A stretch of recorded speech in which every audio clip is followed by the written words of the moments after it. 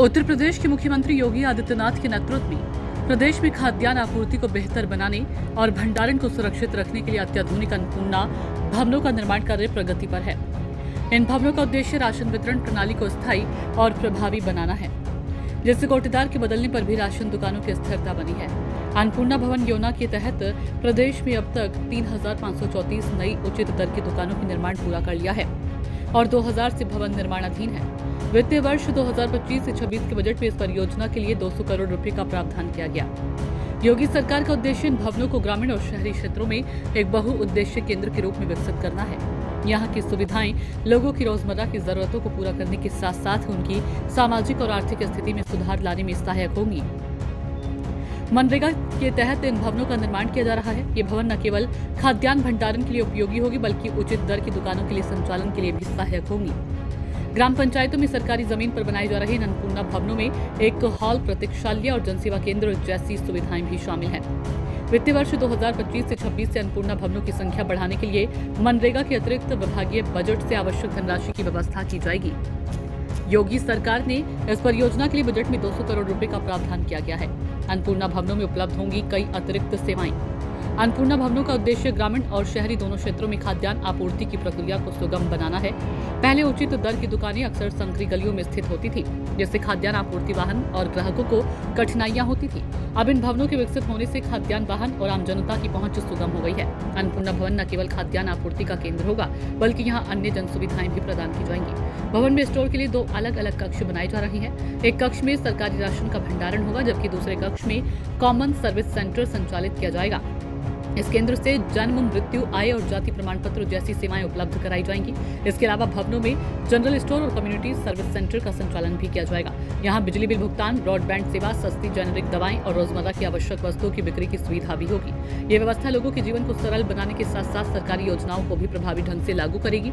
खाद्यान्न वितरण के साथ ही लोगों को मिलेगी उच्च गुणवत्ता वाली सेवाएं। अन्नपूर्णा भवनों में अत्याधुनिक सुविधाओं का समावेश किया जा रहा है।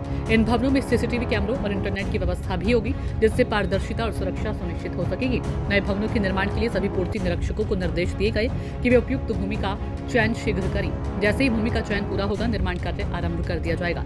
योगी सरकार का लक्ष्य है कि सभी 78,625 उचित दर की दुकानों को अन्नपूर्णा भवन के रूप में स्थायी और सुसज्जित किया जाए। इससे खाद्यान्न वितरण प्रणाली में सुधार होगा और लोगों को उच्च गुणवत्ता वाली सेवाएं भी मिलेंगी। उत्साह और एक नए उमंग के साथ आगे बढ़ता हुआ दिखाई दिया। बहन और भाइयों, मंगल पांडे के द्वारा बैरकपुर में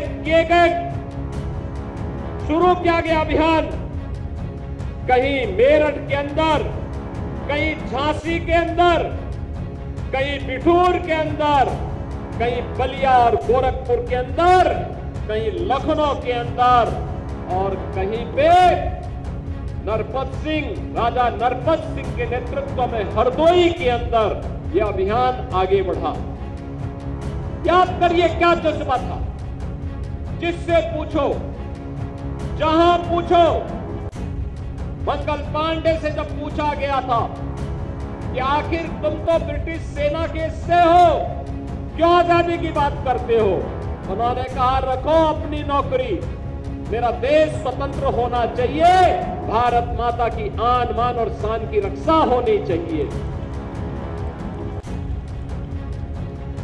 रानी लक्ष्मीबाई से पूछा गया, रानी लक्ष्मीबाई से कहा गया कि केवल एक बार कह लो ना कि हम तो विदेशी हुकूमत के साथ मिलकर के काम करने को तैयार हैं, उनकी झांसी सुरक्षित रह जाएगी। उन्होंने कहा नहीं, झांसी भी सुरक्षित रहेगी और भारत स्वतंत्र होकर के रहेगा, हरगिज अपनी झांसी नहीं दूंगी।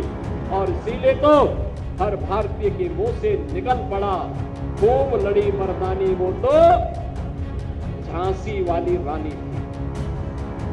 बिठूर में नाना राव पेशवा के नेतृत्व में 1857 के प्रथम स्वातंत्र समर की जो रणनीति बनी थी, उस रणनीति का बिगुल फूंकने के लिए हरदोई के अंदर राजा नरपत सिंह उस लड़ाई को लेकर के यहां कार्य कर रहे थे।